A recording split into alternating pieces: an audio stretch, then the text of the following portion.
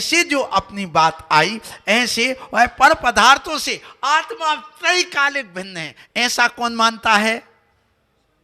नैयायिक मत। अब वो कहते जब उस भिन्न आत्मा का साक्षात्कार हो जाता है, बस सुख का प्राप्ति हो गई, मोक्ष हो गया वहीं पर। और ऐसे उन्होंने जल, वितंडा, हेतुत्व, छल, जाति आदि, निर्णयवाद आदि ये उन्होंने स्वीकार किए। और ये पहले जितने भी शिवमती हैं, शिवमती, ये सब नैयायिक कहलाते थे। आज शिवमत और नैयायिक के नाम से कोई नहीं जानते, सब हिंदू के नाम से वर्तमान में जाने जा रहे। लेकिन हिंदू समाज में भी ये जो सिद्धांत मतें, शिव मत और कृष्ण मत और राम मत, ये जो आए हैं, सांख्य मत, ये अलग अलग मत वहाँ पर भी चले, इसलिए उनकी साधनाएं भी अलग अलग हुई हैं। फिर इसके बाद में एक वैश्विक दर्शन आया जिसको महर्षि कणाद ने स्वीकार किया, उन्होंने इस मत की स्थापना की। ये सब भगवान महावीर स्वामी के बाद वाली बातें। सो अब देखो महर्षि कणाद हुए, उनको उन्होंने कहा कि देखो वर्तमान में जो शंकराचार्य परंपरा है वो सब उन्हीं की है। किसकी? महर्षि कणाद की परंपरा में शंकराचार्य की परंपरा आज चल रही है। और इनके अनुसार सृष्टि का कर्ता भगवान है और वेद ही प्रमाण है। इनकी आप कुल 6 तत्व माने, ये भी ध्यान रखना। और उनमें गुण, पर्याय, द्रव्य, सामान्य, विशेष, समन्वय आदि ये, और प्रत्यक्ष और अनुमान, ये 2 प्रमाण माने गए। ऐसे उन्होंने कहा जीव अनंत है और शिव की उपासना करने से मोक्ष की प्राप्ति हो जाती है, जैसे पार्वती ने करी और उनको प्राप्ति हो गई। ये मत वहां पर है।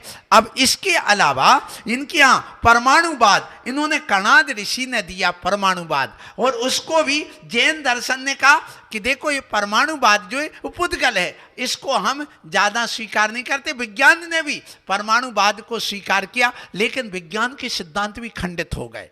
थोड़ा सा अब हट करके थोड़ा सुनना, क्यों खंडित हो गए? जैसे विज्ञान ने सबसे पहले कहा अणु अविभाज्य है। एक वैज्ञानिक आया, उसने कहा अणु अविभाज्य है। तो दूसरा वैज्ञानिक आया, बोले नहीं अणु अविभाज्य नहीं, अणु भी विभाजित होता है। उसमें भी कितने होते हैं? 2 परमाणु कम से कम मिलकर के एक अणु बनता है। जैसे अपन वाटर, पानी का अणु बनाए तो वो कहते हैं उसमें 2 चीजें हैं, हाइड्रोजन और ऑक्सीजन। इसलिए उन्होंने कहा हाइड्रोजन के 2 परमाणु और ऑक्सीजन का 1 परमाणु मिलकर के पानी का 1 अणु बनता। तो उन्होंने कहा अणु भी विभाजित है। सो इसके बाद में तीसरा आया, बोले नहीं आप यू आर रॉन्ग, तुम भी गलत हो, मैं आपकी बात स्वीकार नहीं करता। बोले क्यों? बोले 1 परमाणु के भी 3 भाग हैं, जबकि उन्होंने कहा परमाणु अविभाज्य है। पहले कहा अणु अविभाज्य है, एक वैज्ञानिक ने, दूसरे वैज्ञानिक कहा परमाणु अविभाज्य है, तीसरा है बोले नहीं वो परमाणु भी विभाजित होता है। कितने भागों में? 3, इलेक्ट्रॉन, प्रोटॉन और न्यूट्रॉन, उसमें भी होते हैं। तो जैन दर्शन कहता तुम्हारे हम सिद्धांत को स्वीकार नहीं करते। क्यों? परमाणु तो वही है, अणु वही है, वह छोटे से छोटा भाग जिसका दूसरा भाग ना किया जा सके। बस यहां पर जैन दर्शन आ जाता।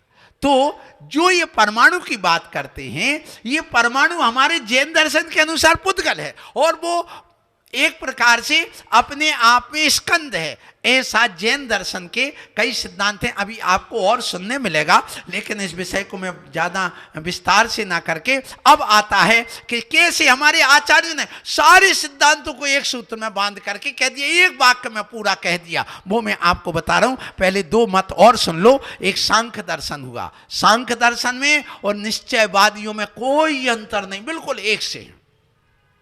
निश्चयवादी में, निश्चयाभासी में और सांख्य दर्शन में कोई अंतर नहीं, क्योंकि सांख्य दर्शन वाला कहता है जीव त्रैकालिक शुद्ध बुद्ध एक अखंड दिव्य द्रव्य है, अनादिकाल से कूटस्थ है, और उसके अलावा वह सर्वज्ञ त्रिकाल है, वेद प्रमाण है।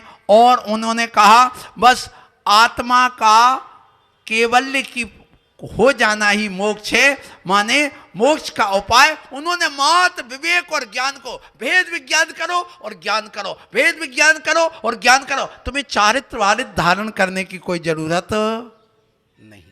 ये कौन कहता है? सांख्य मत। कहीं आप लोग सांकमती तो नहीं बन गए? सिर्फ ज्ञान ज्ञान ज्ञान ज्ञान ज्ञान ज्ञान ज्ञान ज्ञान ज्ञान का क्या ज्ञान? बोलो। ज्ञान प्राप्त करो, निषेध नहीं है, सम्यक ज्ञान प्राप्त करो, केवल ज्ञान प्राप्त करो, आत्मा को प्राप्त करो। तो आत्मा त्रैकालिक शुद्ध नहीं है, ध्यान रखना। आत्मा निश्चय नहीं की दृष्टि से शुद्ध है, बस इतना ध्यान रख लेना। आप एक सिद्धांत बना दृष्टि से, वो दृष्टि की बात अभी मैं करूंगा थोड़ी सी बात बाद में। निश्चय दृष्टि से आप कह दो, क्योंकि देखने की दृष्टि, मैंने एक दिन अंदर प्रवचन में बताया था, खंबे का उदाहरण दिया था, ये दृष्टि मात्र है। वास्तव में वह द्रव्य क्या है ये आपको समझना, वर्तमान में वो स्थिति क्या है उसकी ये देखना है।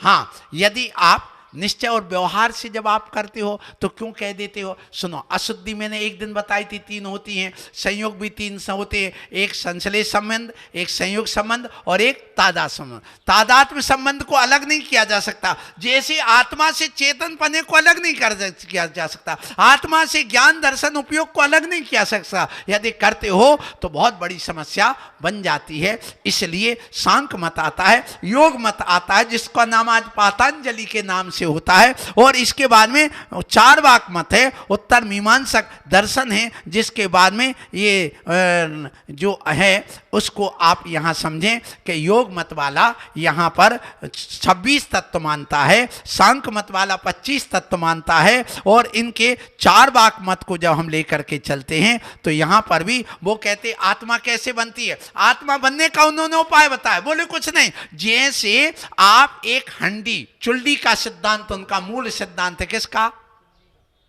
बोलो, सांख्य मत वालों का। वो क्या कहते, जैसे आपने एक हंडी रखी और हंडी में पानी रख दिया, हैं, जल तत्व आ गया, नीचे से अग्नि तत्व लगा दिया, उसमें आपने दाल डाल दी, वो पृथ्वी तत्व हो गया। फिर इसके बाद में आपने ऊपर से ढक दिया तो भाप बनी, वो वायु तत्व हो गया। और उसके बाद में जब बांस बनी और ऊपर से ढक्कन रख दिया तो वो अपने आप, देखो हंडी हिलने लगती कि नहीं? बोलो, हिलती ना? चूल्हे पर रखे रखे उस पर जो आप थाली जो उस पर या ढक्कन रखते वो भी आपका हिलने लगता, और खदबद खदबद खदबद खदबद उसमें आवाज आने लगती। ऐसी आज अधिकांश इतने भौतिकवादी लोग जो बैठे हैं, इनकी दशा यही है कि वो कहते कुछ नहीं, आत्मा क्या यहाँ की निकाल दो, ये जीव क्या है, बस वो तो अपने आप उत्पन्न, जैसे पेड़ में फल लगे, उसके बीज गिर गए, इतने सारे हो गए, फिर उसके बाद में वो नष्ट हो गए, समाप्त हो गए। ऐसे सिद्धांत वाले हैं। और वो कहते कि घी लेकर, माने ऋण लेकर के खूब पियो घी, और किसने देखा आत्मा का अंत जो यहां पर किसका? चार्वाक वालों का है, कि वो कहते हैं कि जीव कुछ नहीं है, बस इसलिए आप एक काम करिए, 5 तत्व मिला दो, पृथ्वी तत्व, जल तत्व, अग्नि तत्व, वायु तत्व और आकाश तत्व, और जीव बन जाता। ये मत किसका है? ये मत है सांख्य मत वालों का। और जैसे ये सब निकल गए सो नष्ट हो गए, और जैसे मिल गए तो अग्नि तत्व आ गया तो शरीर में गर्मी आ गई, और वायु तत्व आ गया तो अपने गैस वगैरह आ गई, फिर उसमें बोलने लगा हुआ है, खदबद करने लगा। ऐसा यह जीव माना गया है, जैसे अग्नि निकाल दो तो शांत हो जाता है। इसी प्रकार से ये बात यहाँ पर स्वीकार की गई। सो आप लोगों ने इतना सब सुनने के बाद में जो सांख्यमति कहता है, यावत जीवेत सुखम जीवेत, जब तक जीनो तो कैसा जियो? बढ़िया एसी में रहो, फ्रिज का खाओ, खूब विषय भोग भोगो, जब तक जियो खूब सुखी से जियो। और कहते हैं ऋणम कृत्वा घृतम प्रवेश, खूब ऋण ले करके खूब खा, मरने के बाद कौन को चुकाना? जो चुकाना होगा चुकाता रहेगा, अपना तो काम करो। फिर कहते हैं भस्मी भूतस्य देहस्य, क्या होता? ये शरीर तो भस्म हो जाना, ये सब मिल करके जाएंगे मरघट में राख बना करके और पानी में बहा देंगे। इसलिए पुनरागमनम कुता, किसने देखा पुनः आगमन होता है? इसलिए ऐसे सिद्धांत वाले चार्वाक वाले आज बहुत ज्यादा बच्चे हो गए हैं, इसलिए उनको धर्म कर्म से कोई मतलब अब नहीं बचा है। इसलिए यहाँ पर ये सिद्धांतों को लेकर के जब हम चलते हैं और इन सिद्धांतों को लेकर के अपन चले, और इन सिद्धांतों में जब आप देखते हैं तो यहाँ पर कुछ सामान्यता भी समानता मिलती है। अब समानता कैसे मिलती है, अब सुनना, इतने सारे सिद्धांत होने के बाद में अब चलिए, नकल कहाँ से किसने की। अब एक और बात सुन लो, बहुत मार्के की, बहुत काम की चीज है तुम्हारे। देखिए, एक आपने देखा, शंकर जी को ले लें अपन पहले समानता के तौर पर। शंकर जी, सबने नाम सुना ना, शंकर जी की फोटो देखी सबने, क्या किया उन्होंने, एक शेर का चमड़ी का खाल बिछा दी ना, उस पर किसको बैठा दिया, शंकर जी को। फिर क्या किया, एक त्रिशूल पकड़ा दिया, किसमें, हाथ में। फिर 2 आंखें और एक तीसरा नेत्र और बना दिया, कहां पर, माथे पे। फिर क्या किया कि उनके खूब जटा निकाल दिए, और जटा से क्या निकाल दी, गंगा निकाल दी, और जटा के ऊपर क्या बना दिया, एक चांद बना दिया, बना कि नहीं, देखा ना आपने। फिर उसी के बाजू में पार्वती बैठा दी है, क्या, और हाँ पैर में, उसमें गले में सांप लटका दिए 10-20 हैं, एक ही बहुत है महाराज, 10-20 तो मैं भी डलवा लूंगा। मैं जब खेत में था ना, तो एक परेना सांप कहलाते, उनमें जहर नहीं होता, सब सांपों में जहर नहीं होता, ध्यान रखना। आप हाथ में पकड़ लो, गले में पकड़ लो, कुछ नहीं होगा। और मैं वहां फिरोजाबाद में, आपको मालूम ना महाराज, फिरोजाबाद में जिस कमरे में सोता था, रोज को वो आकर के मेरे पलंग के नीचे बैठ जाता था। बैठ जा भैया, ठीक है जाओ। इनके पास भी एक दिन चला गया दीक्षा के पहले, और वो यूं यूं कर रहा था। निमित्त की बात है, दीक्षा के पहले बच गए, इनका बहुत पुण्य था। उसी दिन से लग गया, मुझे तो मुनि दीक्षा दे दो, मुझे तो डायरेक्ट मुनि दीक्षा दे दो। मेरे मन में पता नहीं क्या आया, 8:20 हो गए थे, और मैं गया बाहर, मुझे आकुलता हो रही, मैं बाहर चलूं, और वहां पर जैसे भैया जी ने टार्च जलाई और देखा कि बिल्कुल पैर से मात्र 9 इंच दूर पर वो सांप लग रहा, कि वो मैं इनको काटूं कि नहीं काटूं, काटूं कि नहीं काटूं। तो सब सांप जहरीले नहीं होते। अब इस सिद्धांत को अपने जैन सिद्धांत में घटाओ, अपने यहाँ के जैन सिद्धांत को पढ़ो, समझो। हमारे यहाँ पर जैन सिद्धांत के अनुसार चलते हैं, कर्मों को भेदना है तो भोले और भाले बनो। क्या कहा, भोले भाले। तो शंकर जी को क्या उपमा दी, भोले बाबा, भाला वाले बाबा। तो भोले का अर्थ बिल्कुल सहज सरल निश्चल वीतराग बन जाओ, उसका नाम क्या हो गया, भोले बन जाओ, ठीक है ना। और भाले का अर्थ आप त्रिशूल ले लो, सम्यक दर्शन, सम्यक ज्ञान और समय। तो वो त्रिशूल किसका प्रतीक बनाया, बोलो, रत्नत्रय का। और भोले कैसे बना दिया, वीतराग बना दिया। फिर इसके बाद नीचे क्या बचा दिया, शेर का आसन बना दिया, माने सिंह वृत्ति अपनाओ। मुनि महाराज हमारे कौन होते हैं, सिंह वृत्ति वाले होते। फिर इसके बाद चलिए, जब वो है ध्यान करते हैं, और उसके बाद में उनके सामने कितने उपसर्ग परिचय आ जाए, कुछ भी आ जाए, तो भी वो डरने वाले नहीं। चाहे पारसनाथ के ऊपर कितना उपसर्ग हुआ, ऐसे उनके गले में क्या डाल दिए, सांप। उपसर्ग परिचय का प्रतीक हो। फिर इसके बाद सुनिए, एक गंगा निकाल दी, कैसे, जटों से। तो अपने यहां पर भी गंगा निकलती है, लेकिन गंगा में अंतर है। आप भी समझदार हैं, विवेकी हैं, आप वेद विज्ञानी, ये बताओ, सिर से 2 गंगा निकल सकती हैं, या तो ज्ञान की गंगा निकलेगी या खून की गंगा निकलेगी।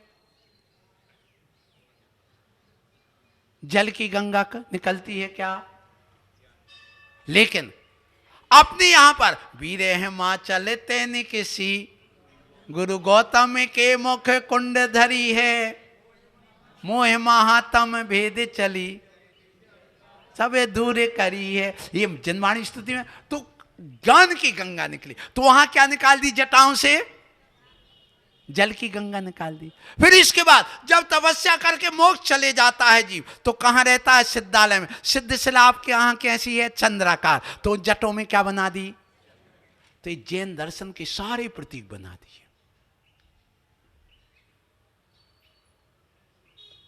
उनसे पूछे ये क्यों बने?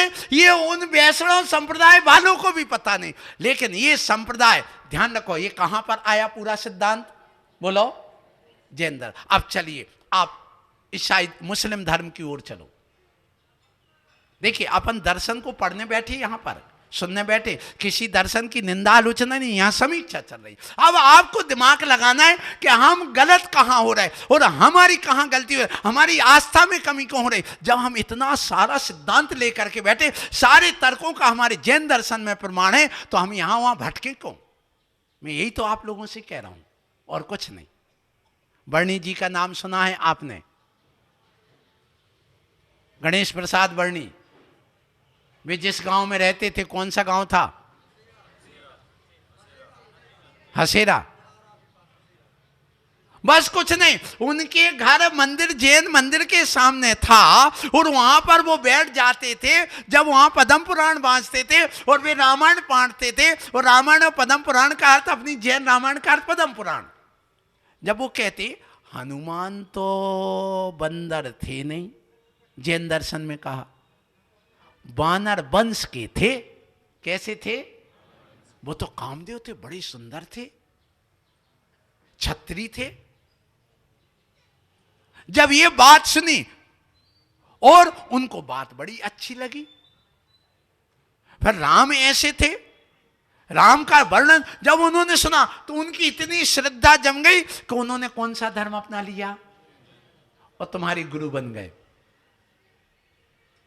और तुम बोलो, गुरु गुड़ हो गए, चेला शक्कर हो गए। ये दशा है। तो अब देखो, ये तो हो गई अपनी बात, कौन सी? वैष्णव मत के अनुसार जो यहां पर बताया गया।